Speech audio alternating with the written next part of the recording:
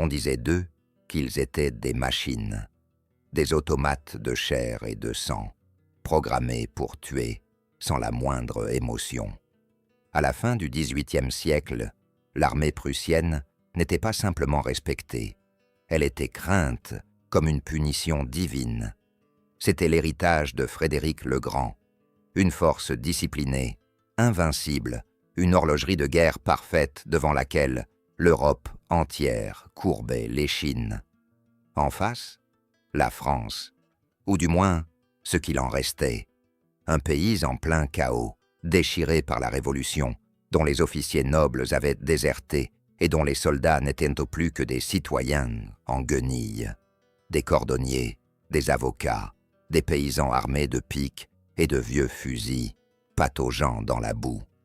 Pour les généraux prussiens, ce n'était même pas une guerre. C'était une promenade militaire, une simple opération de police pour écraser une rébellion de gueux. Le duc de Brunswick, chef de cette armée terrifiante, avait même prévenu. Il ne venait pas négocier, il venait raser Paris. Il avait promis de livrer la capitale française à, je cite, une exécution militaire et une subversion totale. En clair, le pillage, le viol et l'incendie jusqu'à ce qu'il ne reste plus pierre sur pierre. Tout le monde savait que la France allait perdre. Les rois d'Europe avaient déjà préparé le champagne, les paris étaient faits. La Révolution devait mourir ce jour-là, noyée dans son propre sang. Mais le 20 septembre 1792, sur une petite colline de l'Argonne, près d'un moulin inconnu, l'impensable s'est produit.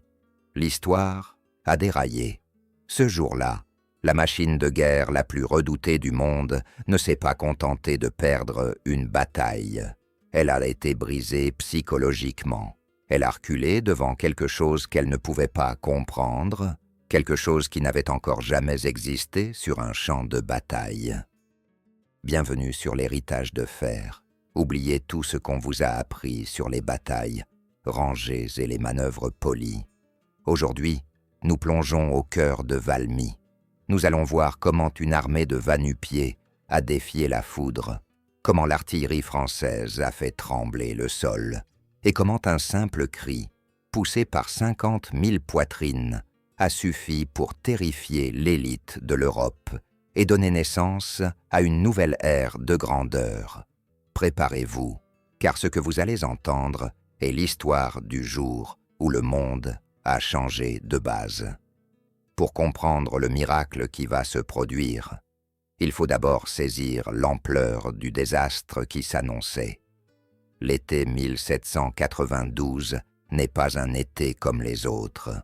C'est une saison d'orage, au sens propre comme au sens figuré.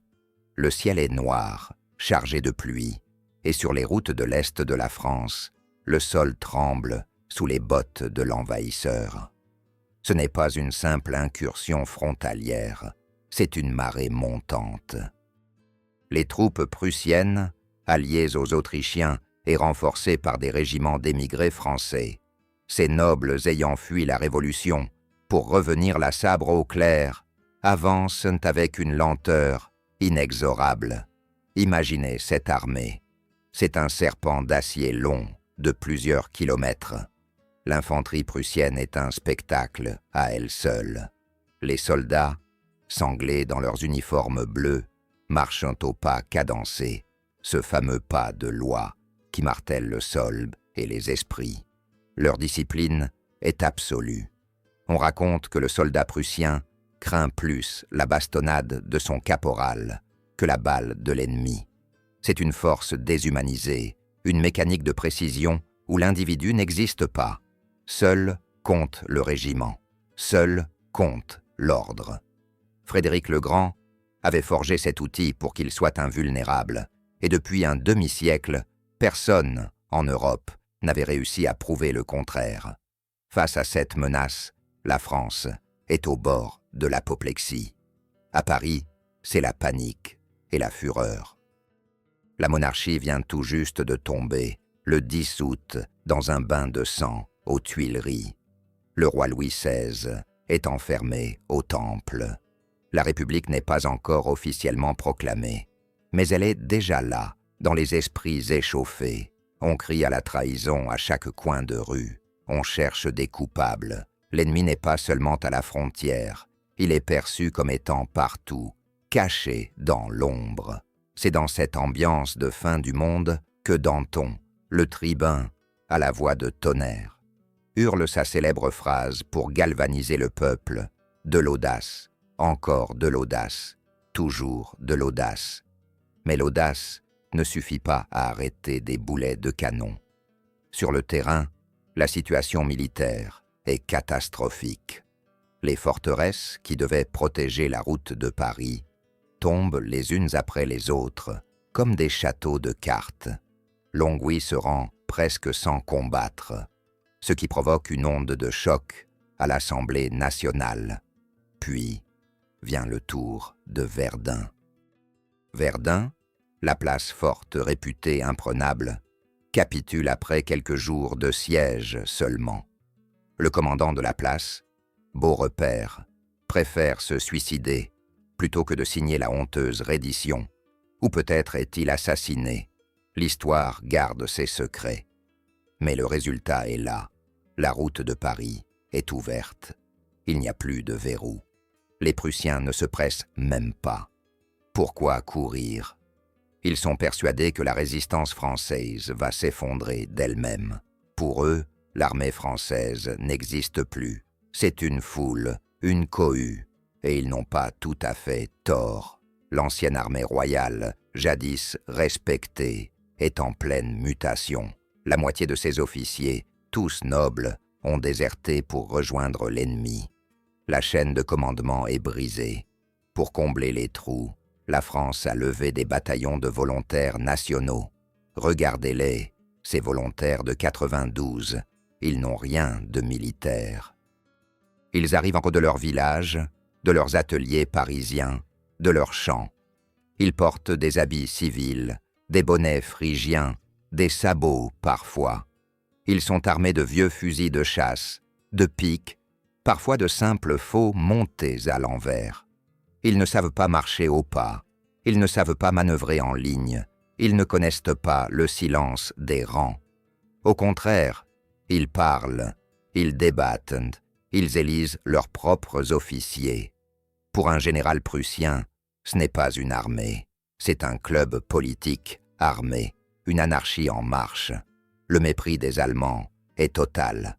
Un officier de l'état-major de Brunswick écrira à un ami « N'achetez pas trop de chevaux, la comédie sera finie avant l'hiver. » Ils pensent qu'à la première salve, ces savetiers et ces avocats vont s'enfuir en hurlant. Pourtant, il y a un homme qui refuse de céder à la panique. Charles-François Dumouriez. C'est un personnage complexe, un aventurier, un intrigant, un général politique, mais il a le coup d'œil stratégique. Il commande l'armée du Nord. Il comprend que s'il affronte les Prussiens en rase campagne, ses volontaires inexpérimentés se feront massacrer. Il doit trouver un terrain qui annule l'avantage de la discipline prussienne. Il regarde la carte et il voit l'Argonne. L'Argonne, c'est une longue barre forestière, une région de collines boisées, difficile d'accès, traversée par seulement quelques défilés étroits. C'est une barrière naturelle entre l'Est et les plaines de Champagne qui mènent à Paris. Dumouriez a une illumination. Il appelle cela les Thermopyles de la France, en référence à cette bataille antique où une poignée de Spartiates avait bloqué toute l'armée perse. Son plan est simple, occuper les dauphinés, boucher les trous et forcer les Prussiens à piétiner dans la boue jusqu'à ce que l'hiver et la faim les fassent repartir. Le plan est brillant, mais l'exécution frôle le désastre. Dumouriez court d'un bout à l'autre de la ligne pour placer ses troupes, mais il oublie ou néglige un petit passage, le défilé de la Croix-aux-Bois. Il n'y laisse qu'une poignée d'hommes. Les Autrichiens, plus malins qu'on ne le pensait, repèrent la faille. Ils attaquent, forcent le passage. La barrière est percée. Les Thermopyles sont contournés. La panique s'empare de l'armée française. Le cri terrible de « Sauve qui peut, nous sommes trahis » résonne dans les rangs. 10 000 hommes s'enfuient dans la nuit, jetant leurs armes. À ce moment précis, n'importe quel général normal aurait ordonné la retraite générale vers Paris pour tenter une dernière défense sous les murs de la capitale. Mais Dumouriez n'est pas un général normal. Au lieu de reculer vers l'ouest, vers Paris, il fait l'inverse. Il ordonne à ses troupes de monter vers le nord, vers Sainte-Menehould, pour se placer sur le flanc, et même sur les arrières de l'armée prussienne. C'est une manœuvre d'une audace folle. Imaginez l'échiquier. Les Prussiens avancent vers Paris, et les Français se glissent derrière eux.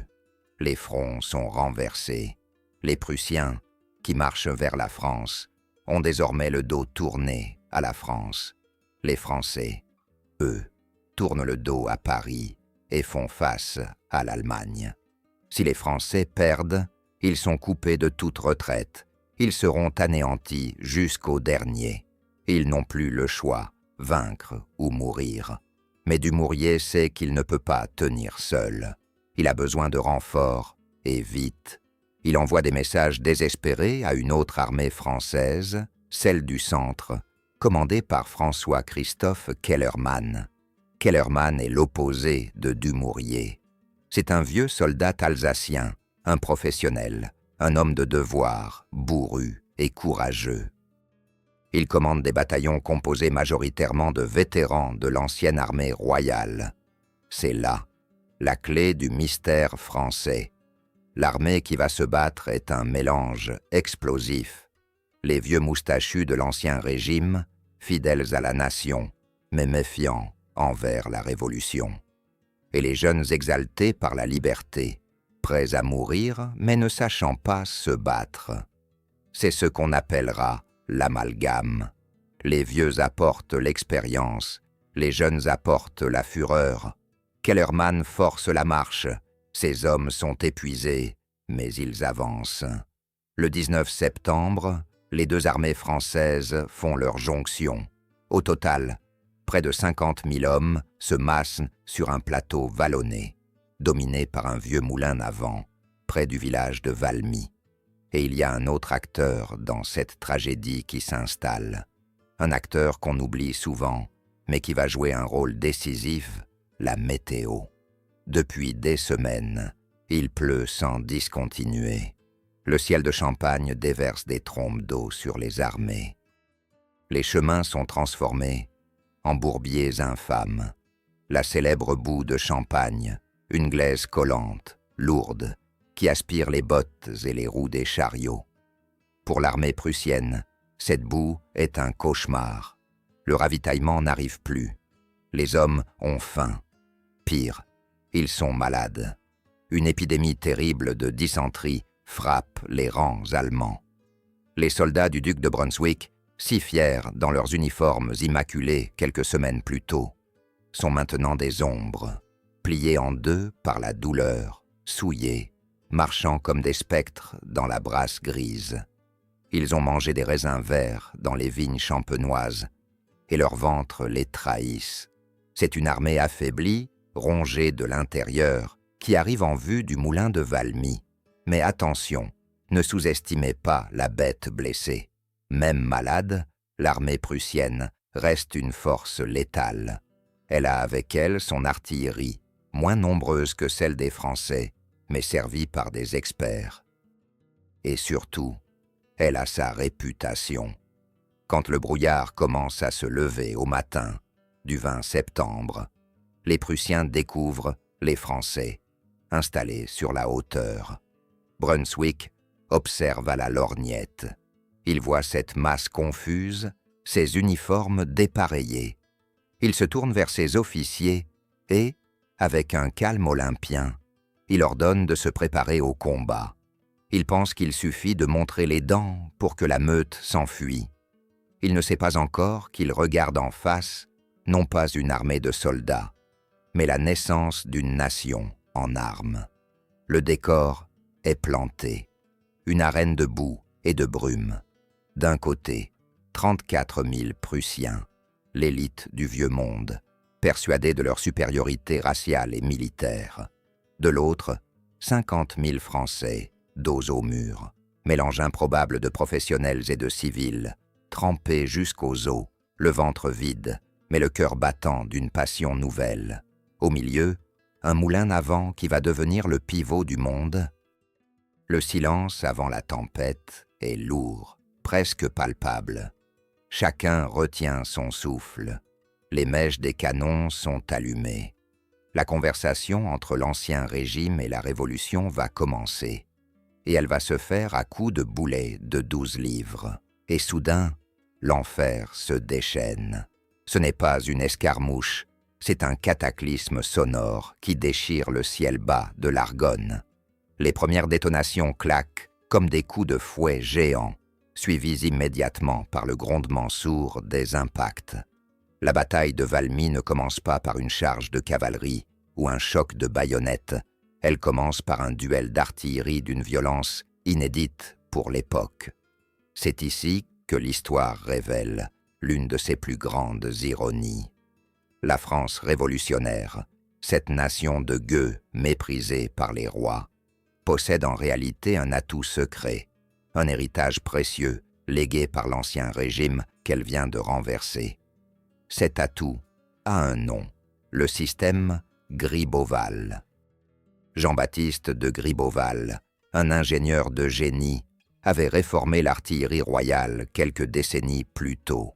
Il avait standardisé les calibres, allégé les affûts, amélioré la mobilité et la précision des pièces. Grâce à lui, les canons français tirent plus vite, plus loin et plus juste que n'importe quel canon en Europe. Et qui sont les officiers qui commandent ces batteries?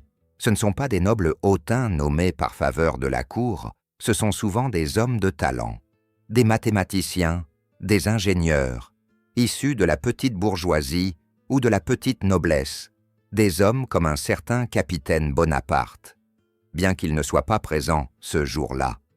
Ces artilleurs sont restés fidèles à la France.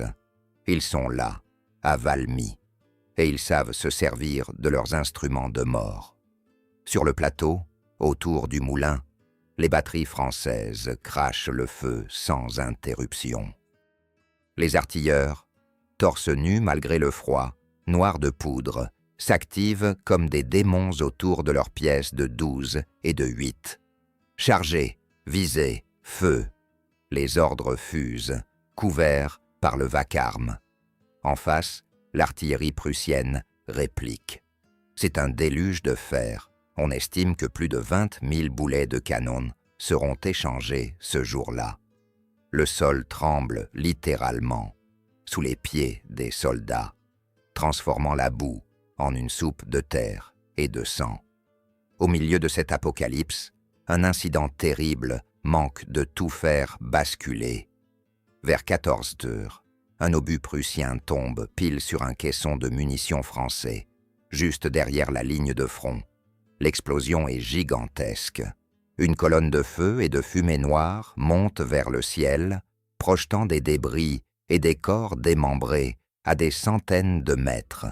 Le souffle renverse des rangs entiers de fantassins. C'est le moment critique. C'est l'instant de flottement que les généraux redoutent par-dessus tout. Dans la fumée, la confusion règne. Les attelages de chevaux, affolés, se cabrent et rompent leurs traits, galopant au hasard, écrasant les blessés.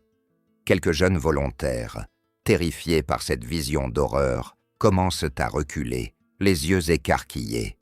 Le spectre de la déroute, celle qui avait frappé quelques jours plus tôt, revient hanter les esprits. Kellermann voit le danger.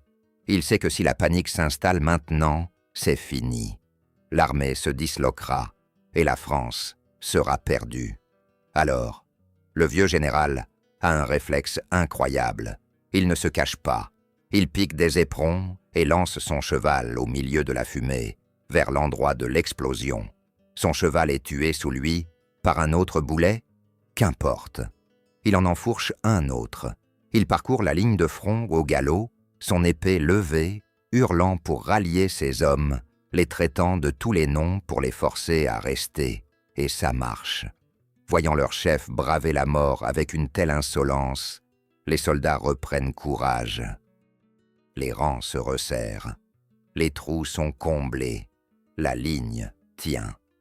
De l'autre côté de la vallée, le duc de Brunswick observe cette résistance, avec une inquiétude grandissante. Ce n'était pas prévu. Ces savetiers auraient dû s'enfuir à la première explosion. Au lieu de cela, ils encaissent le feu avec un stoïcisme qui force le respect. Mais Brunswick est un pragmatique. Il sait que l'artillerie seule ne gagnera pas la bataille. Il faut porter le coup de grâce. Il faut briser physiquement cette ligne insolente. Il donne l'ordre tant redouté. L'infanterie prussienne se met en branle. C'est un spectacle terrifiant et magnifique à la fois. 3 colonnes d'attaque se forment, sombres et massives, comme des murs en mouvement.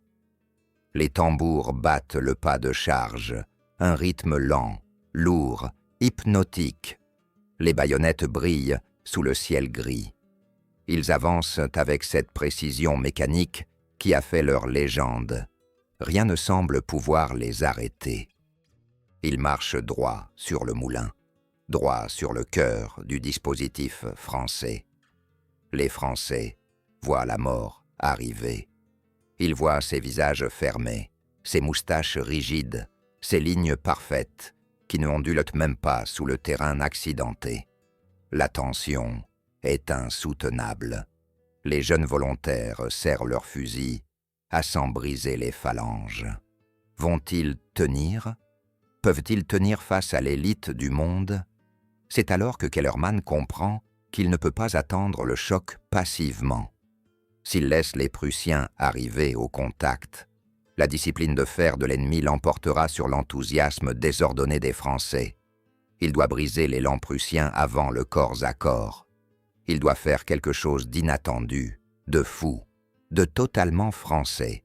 Il ordonne à ses troupes de ne pas tirer. « Attendez !» Le silence, relatif au milieu des canonnades, se fait pesant. Les Prussiens approchent.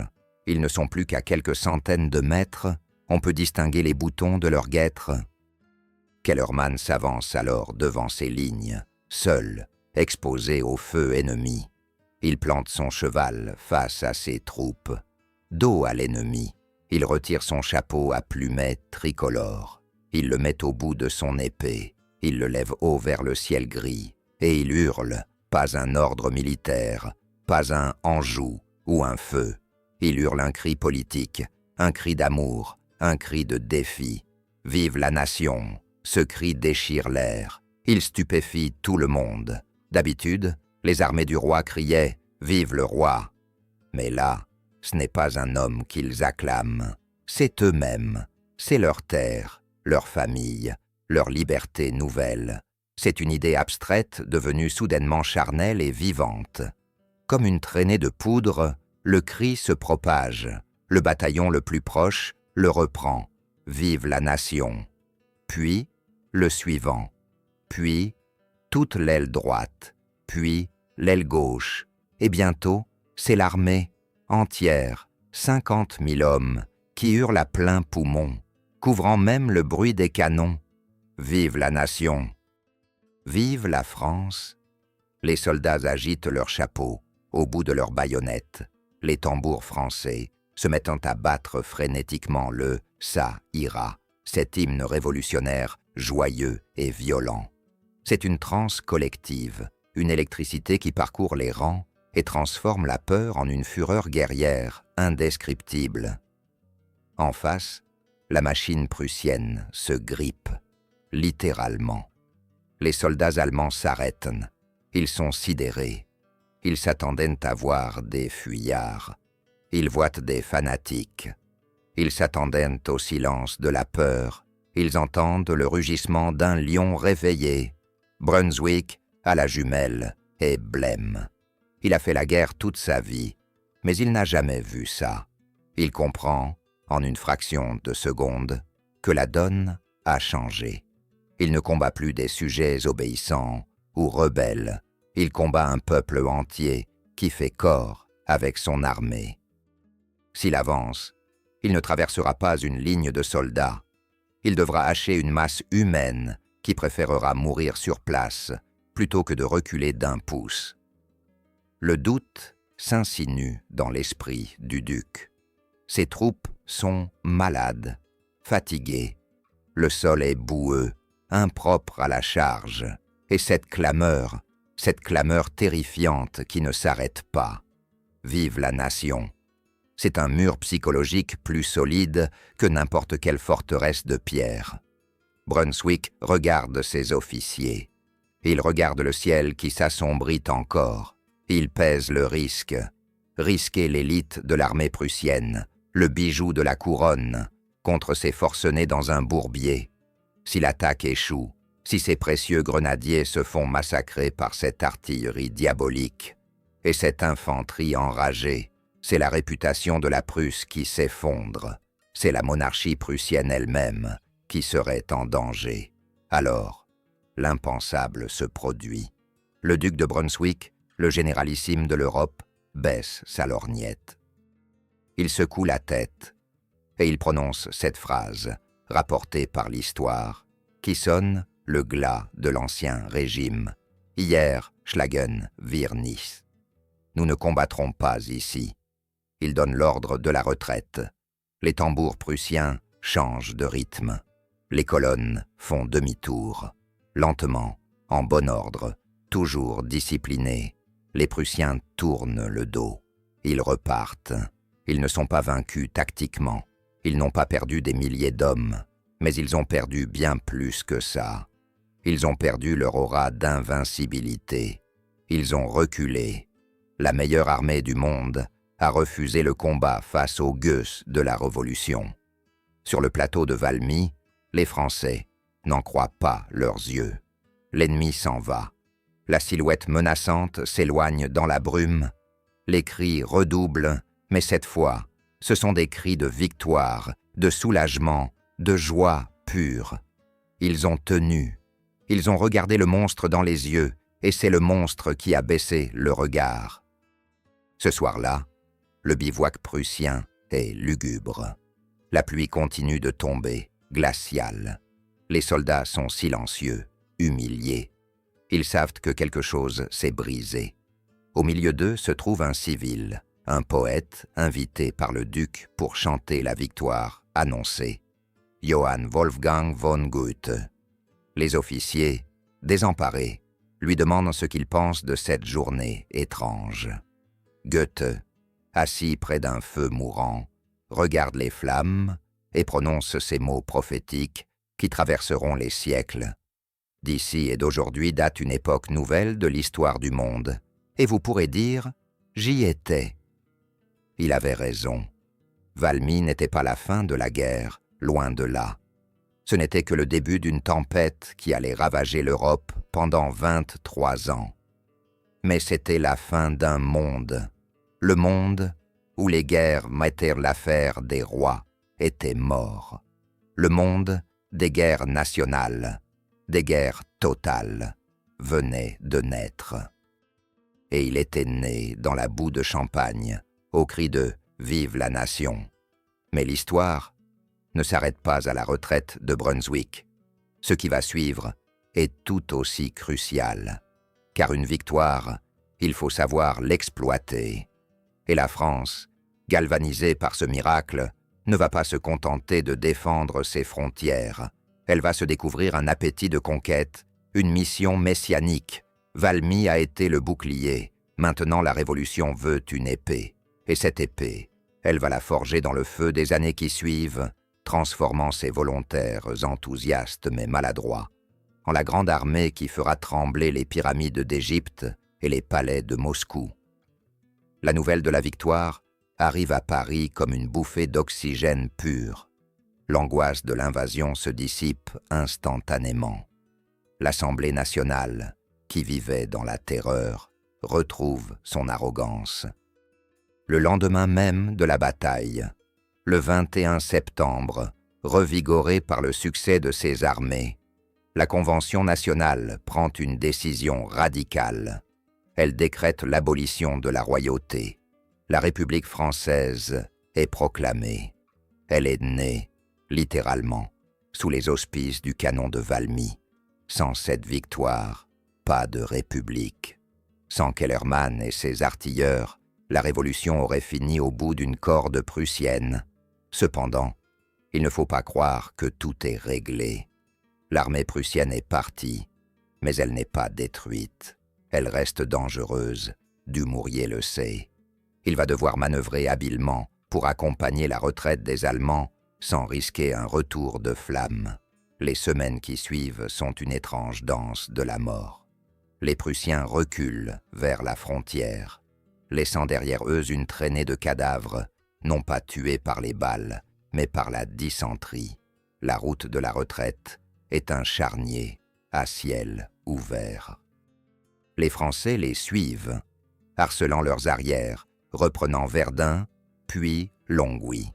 La promenade militaire de Brunswick se termine en débâcle sanitaire et moral. En quelques semaines, le sol français est libéré. Mais regardons plus loin. Quel est le véritable héritage de ce jour? Valmy a prouvé quelque chose d'essentiel, la supériorité morale du soldat citoyen sur le soldat sujet. Le soldat de Frédéric le Grand se battait parce qu'il avait peur de ses officiers. Le soldat de Valmy se battait parce qu'il avait peur pour sa patrie.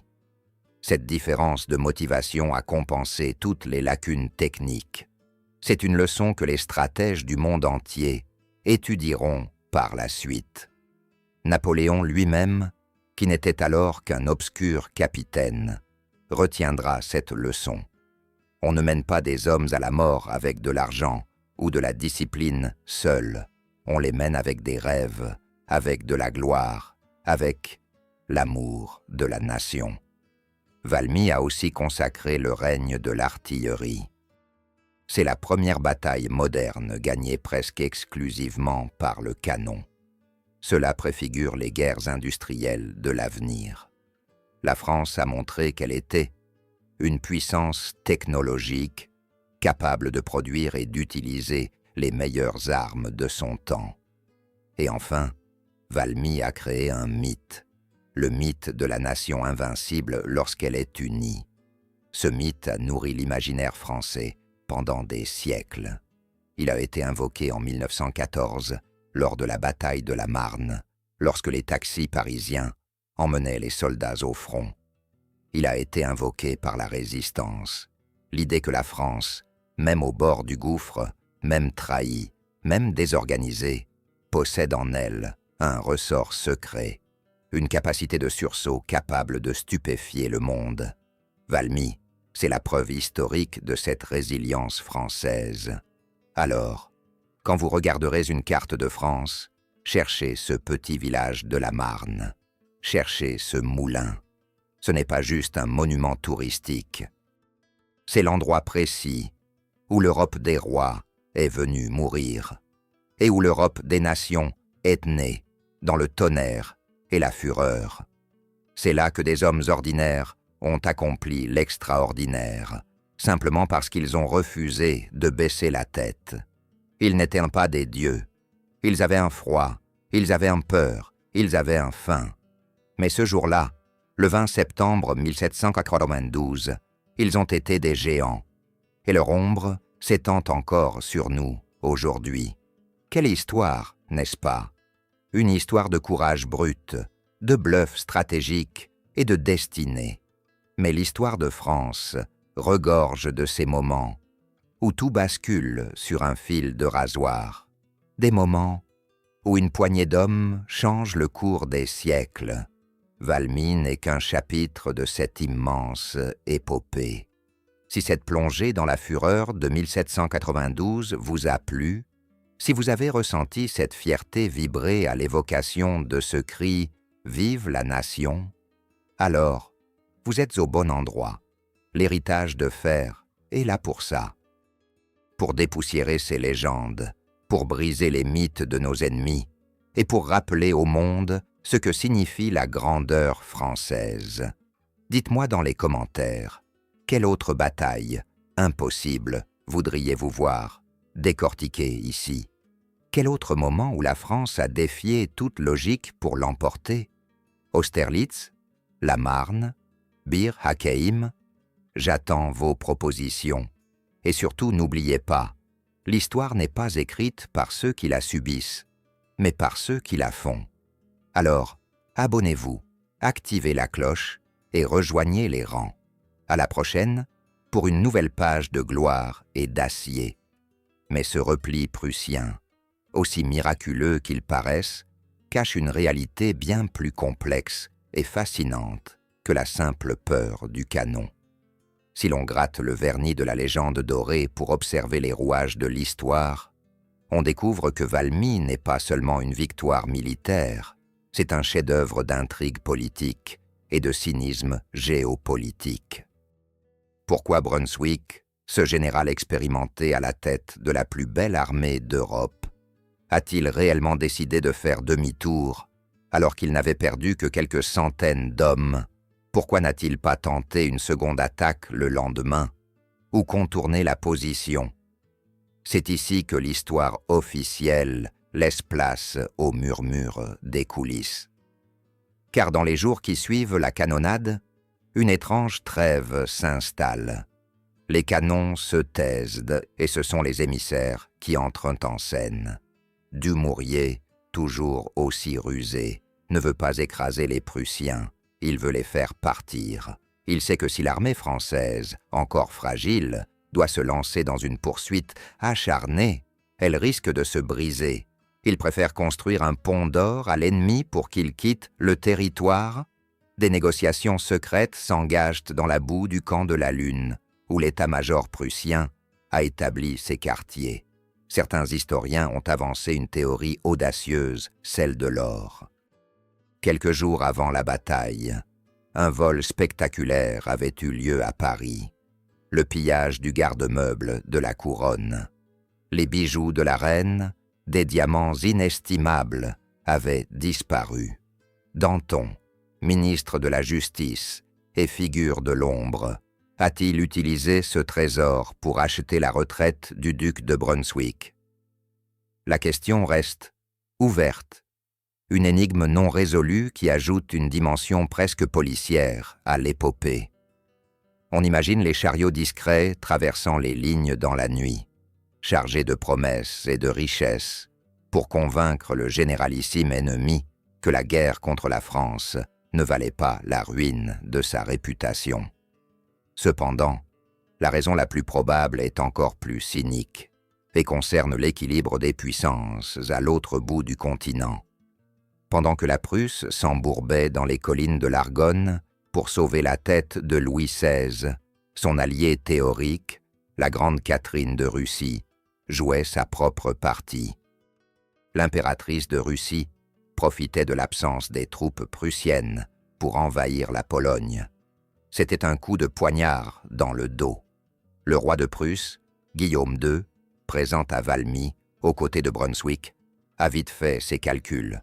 S'il restait en France pour combattre des idéologues enragés et gagner des arpents de boue, il perdait sa part du gâteau polonais, à l'Est.